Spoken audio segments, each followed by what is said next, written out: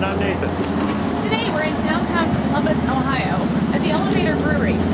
It's been here since 1999. We're going to be discussing with them their winter warmer style. You got two different kinds of winter warmers, your American and your English style.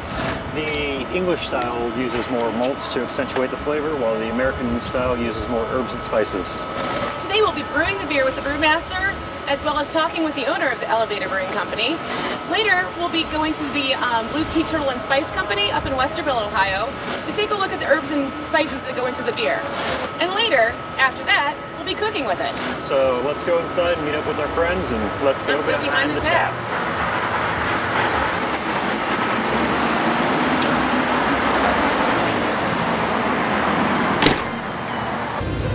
Hi, I'm Nathan.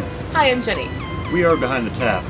We've been working on this project for over a year with zero budget, and it looks like we're finishing up right now. So we'd like to thank Dick and Vic from the Elevator Brewing Company and Elaine from Blue Turtle Tea and Spice Company, as well as all of our friends who helped out with the production of this. On, again, no budget. Yeah, so this is our pilot episode of Behind the Tap. Now, mind you, there are little tweaks and stuff that we need to work on, but hope you enjoy it, and cheers. Cheers.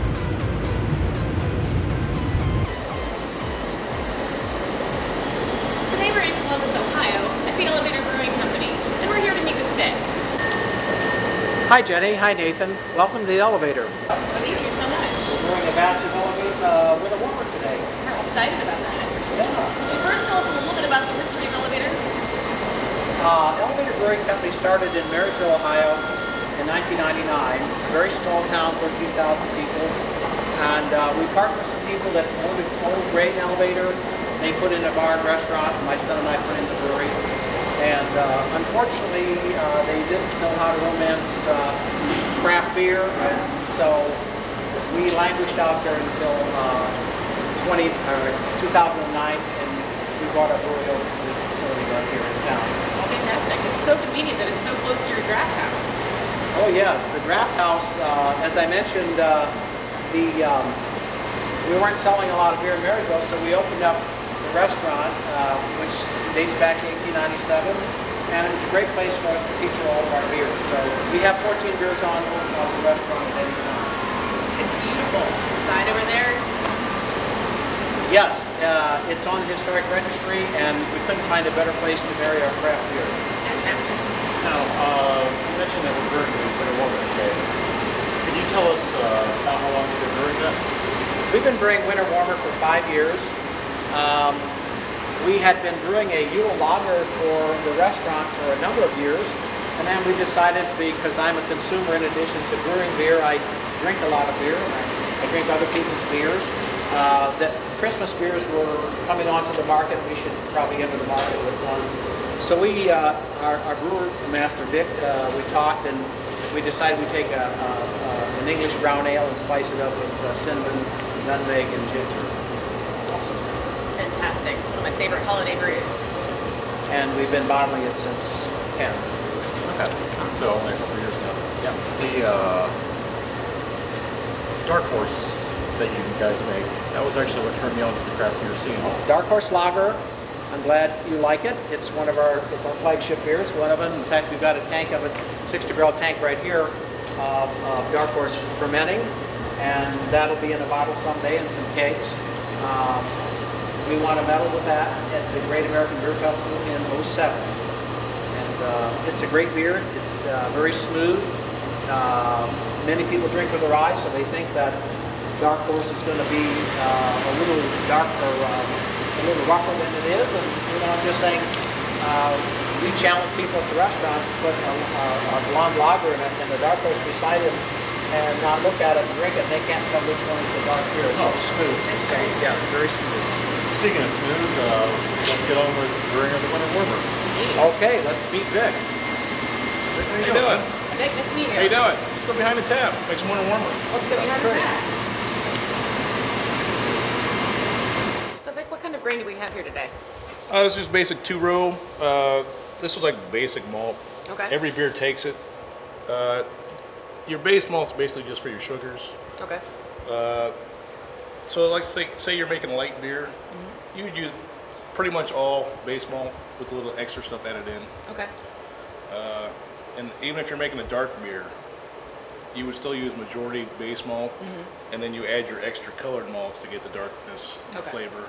But every beer takes base malt. Right. Now, with the base malt, you got your 2-row and your 6-row. 2-row, 6-row, Munich, Vienna. Those are pretty much your base malts. What's the difference between 2-row and 6-row? It's just the kind of the way it's grown. Okay. 2-row, it grows 2 kernels to the stalk, whereas 6-row has 6 rows on it. So it's just different variety. Interesting. So, Now, do you know if that affects the flavor of the malt? I don't think so. Some people might, but I don't. It's just all about efficiency.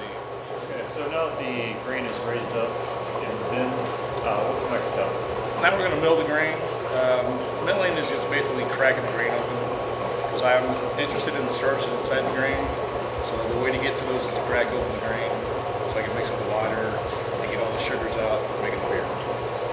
That's what the base of it. I'm after the sugars inside the grain. Right. So, roughly how long does this process take? This is going to take about 20 minutes. We got it rather quick melt, so ours goes faster than most. A little dusty, a little loud, so here we go. From the mill, where does the grain go? It's going to go into the mash tun. That's where you mix with the water. Specific temperatures for specific beers.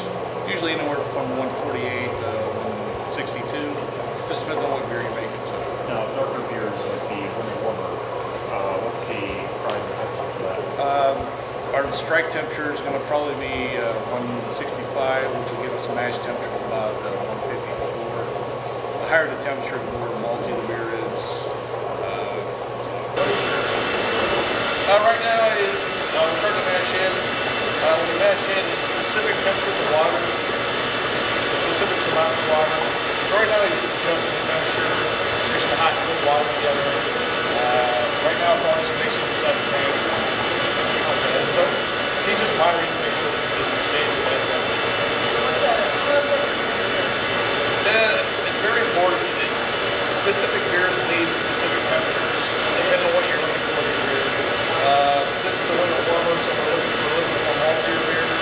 So our mash temperature will be a little bit higher than normal. We're probably looking about 154 for our mash temperature.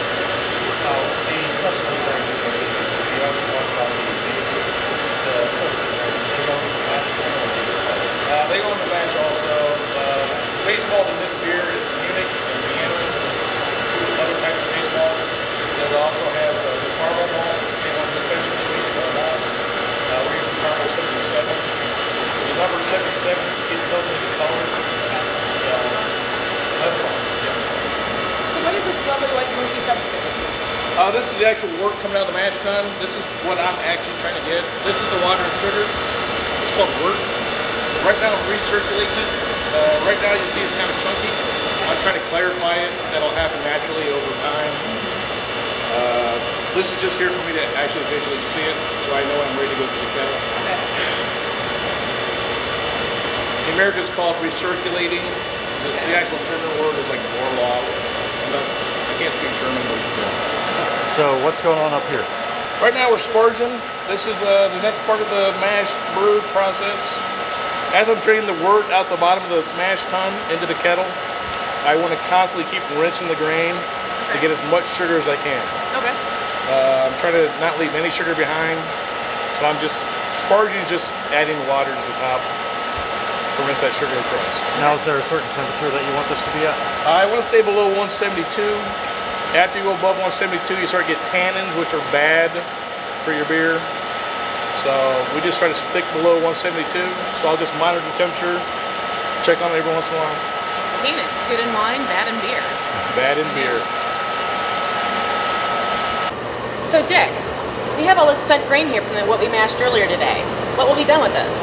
Well, most of the grain is going to come right out and go into a bucket like this, and we're going to give it to a farmer.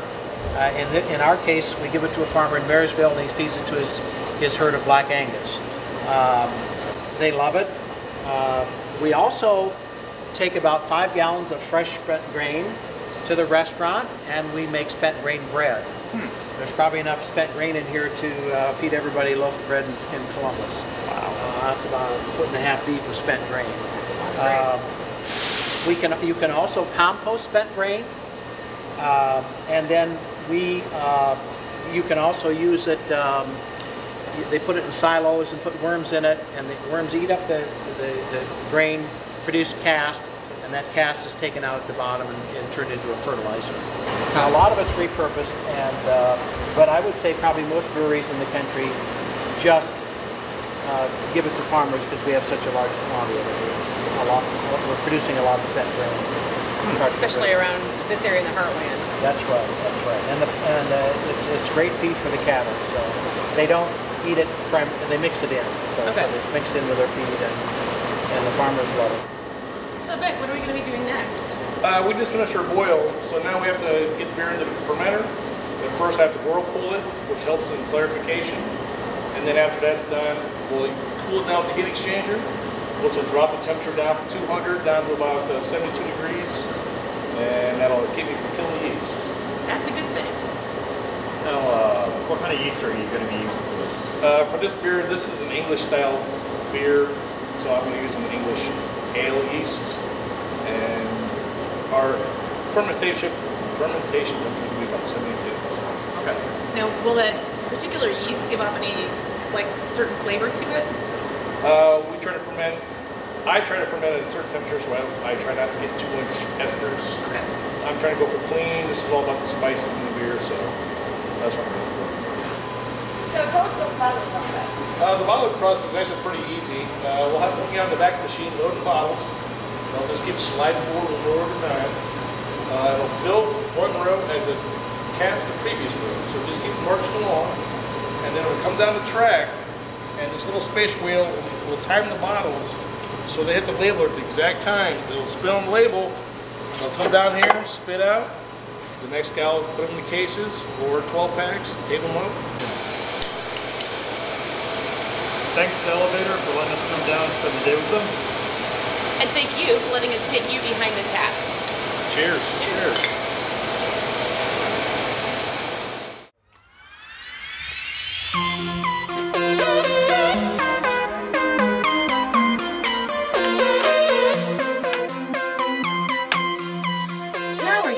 Turtle Tea and Spice Company in Westerville.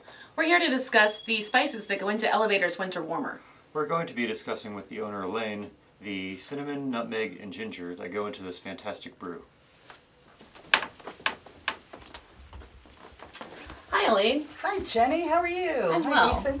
How you doing? Good to see you. Great to see you again. We were brewing some beer earlier today with our friends over at Elevator, and we were noticing that they were using some spices, cinnamon, nutmeg, and ginger. So we were wondering if we could find out a little bit about these. Sure. Did you know there was a cinnamon tree? No. Did not. That's where the cinnamon sticks come from.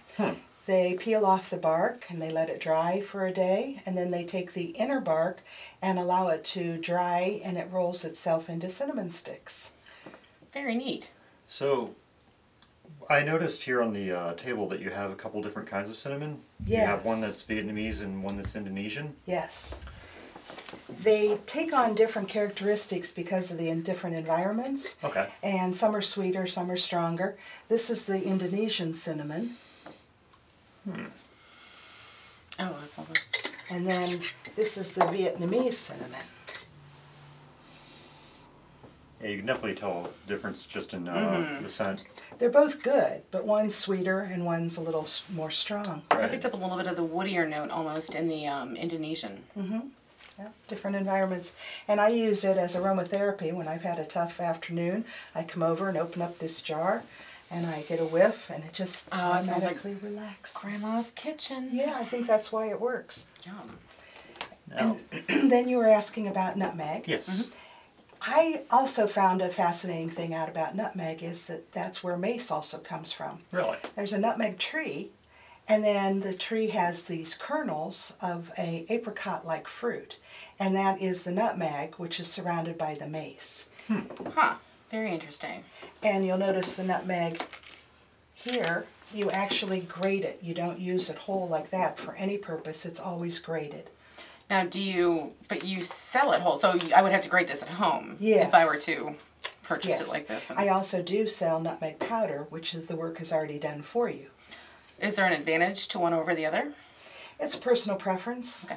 With the powder, you don't have to do the work, you don't have to have the grater. You probably have a more direct flavor when you grate it yourself, but there's very little difference. Okay. Now with the ginger, Yes. what kind of flavor characteristics can it give? Like can it assist with the flavors of nutmeg and cinnamon? I think all spices are going to complement each other and bring out flavors, the ones that you typically use together. Okay. So one enhances the flavor of the other. You kind of get the yin-yang thing going on. You also have powdered and whole fresh ginger. And the powdered has a slightly different type of flavor, a little more peppery perhaps, they say. And if you're using one for the other, you want to be careful with your substitutions. People tend to use too much the first time they do it with the powder. You need to check to see how intense your particular ginger root powder is. So it's typically, you start off with like 1/8 of a teaspoon to the recipe recommends 1 tablespoon. Okay. Okay. And then if you, over time also, most dried spices will actually like lose their flavor. So you want, it would be fresher, I would assume, than, you know, like if it's got the stronger flavor. Well, the good thing about the spices that I get are they're coming directly from the supplier who procures them. So I'm getting stronger, fresher spices than what you would find in a grocery store where they've been sitting in a warehouse for who knows how long.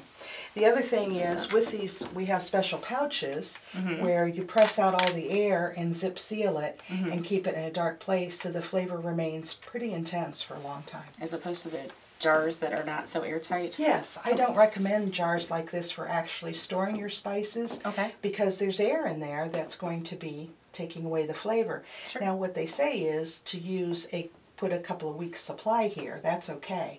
But to refill it frequently so that you keep the spices fresher. Very interesting. Action. Elaine, thanks for taking the time to speak with us and give us all kinds of useful information on the spices that go into Elevator's Winter Warmer. We're off to make a cheesecake and winter warmer reduction using Blue Turtle Tea and Spice Company's nutmeg, cinnamon, and ginger. So earlier today we picked up some spices at Blue Turtle. Cinnamon and nutmeg, correct? Correct.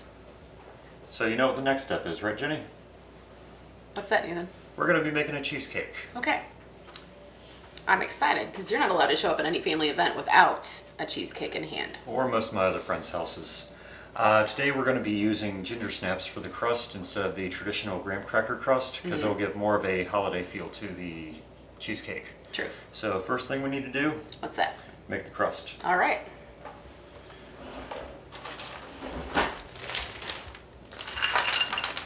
And for this we're going to be crushing them inside a plastic baggie. It makes it so much easier. If I can get it too close. That would be awesome. Come on. Cooperate. There you go. You don't want to get all the air out, but you do want most of it out. We're going to be using a rolling pin to smash these up. Now, as I'm crushing these, it should be noted that the oven should be preheated at 350 degrees Fahrenheit, as that will be the temperature that we pre-bake the crust at, and the temperature that we will be baking the cheesecake at. Indeed. It is necessary to pre-bake the crust. Why is that? Otherwise, it'll get all soggy and not set up right. Okay. Which is absolutely terrible and a travesty to a cheesecake. We want good cheesecake. Okay, it's important to add the sugar to the ginger snaps before adding the butter to make sure that it's all nice and perfectly blended and consistent. I'm going to go ahead and stir this up. While you're doing that, I'm going to go ahead and grab a plate. Awesome. Just want to make sure all the ginger snap crumbs are moistened. That looks about perfect. Does look good. Now, we do not need to grease this beforehand because of the butter in there already. Okay. So all we need to do is just pour it in. Perfect. And we start forming it. And this is where it gets a little bit messy. That's all good though. Exactly. Yeah. Okay, so we're just gonna kind of press this around and make a nice uniform shape for this. And then it goes into the oven for about 10 to 12 minutes. 350 oven, correct? Yep. Okay, now that the crust is in the oven, we will be making our filling with 2 8-ounce blocks of cream cheese that have been softened and 2/3 cup of sugar. So let's go ahead and get this in here and go to town. Now I would like to add that normally I use vanilla in the pie filling, but at the same time, with the reduction that we'll be making later, I feel it's not really necessary for today. So let's get this going. So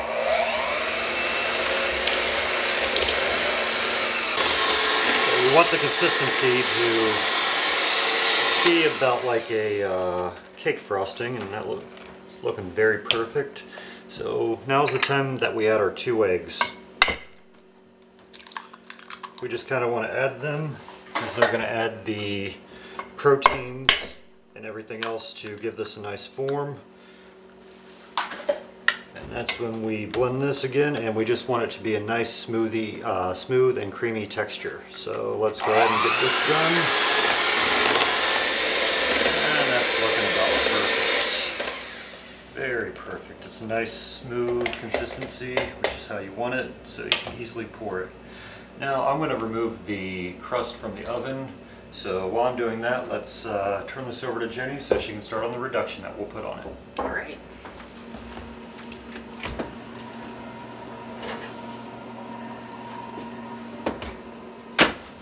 So I'm going to be making a winter warmer reduction to top the cheesecake with.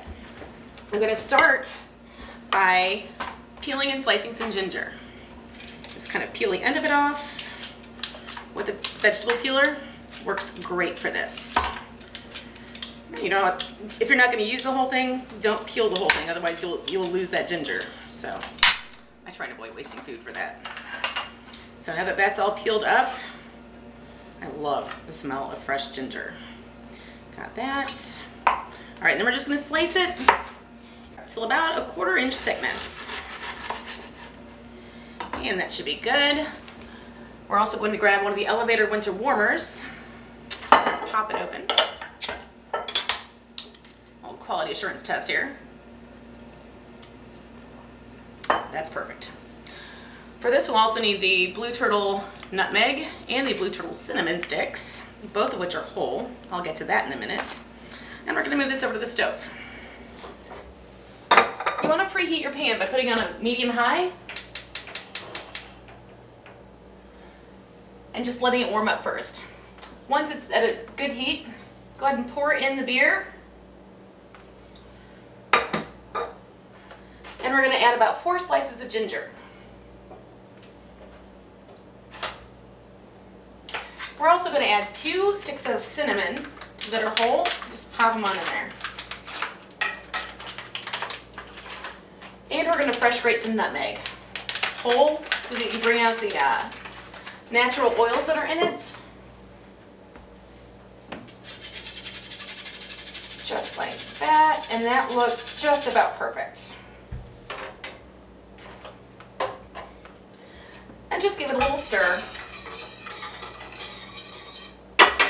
And let it go, and in about 10 to 15 minutes, it'll be ready. During that time, that's the perfect amount of time to fill our cheesecake crust that we've already made and let cool. Alright, now that the crust is cooled, let's go ahead and pour the cheesecake mixture into here. Now with this, we'll be wanting to cook it for about 30 to 40 minutes. We'll just want to make sure that it's all nice and smooth, kind of balanced in here, that way you don't get any air pockets. And that's pretty good. Set this off to the side. While I'm throwing this in the oven, that'll give you ample time to finish up your reduction. It sure will. So I will see you in a little bit. Okay. Now we're going to add 1/4 cup of brown sugar and a tablespoon of butter. The butter is just going to give the sauce just a little bit of shine. Now we're going to put that 1/4 cup of brown sugar in. And since it has about a minute to go, stir that down.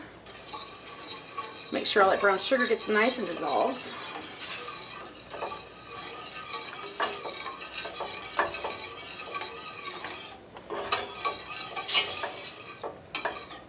And that looks pretty good. And then we're going to add a tablespoon of butter just to give it some sheen.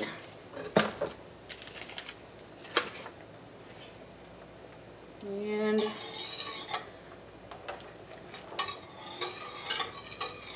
stir it in until it melts. Let it go for about another minute. And that cheesecake is starting to smell really good. Should be just about done. Nathan, that cheesecake is smelling really good. Is it about done? Yes, it is. Okay. Now is my favorite part of the show, when we get to taste the fruits of our labor. Now, normally you would let a cheesecake cool down for about a half hour before you put it in the fridge for about 4 hours or so. But due to time constraints, we have one already made. So I'm going to work on cutting this. Jenny, would you grab the reduction? I certainly will.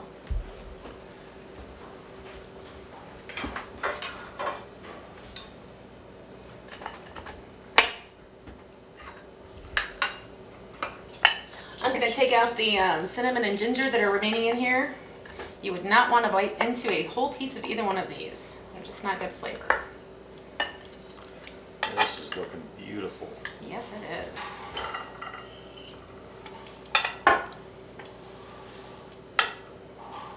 And would you be so kind as to hand me a spoon, please? Yes, here you go. Thank you. Now I'm just going to spoon a little bit of this reduction sauce in, around, and over. Just kind of make the plate look pretty. That looks amazing. Now you finished putting the reduction on the cheesecake. I think we should enjoy some Elevator Winter Warmer. That sounds fantastic, Nathan. To our friends at Elevator, thank you for letting us come down and tour your beautiful facility. And to our friends at the Digital Cheat Spice Company, thank you for sharing your knowledge of spices with us. And to all of you at home, Thanks for joining us behind the tap.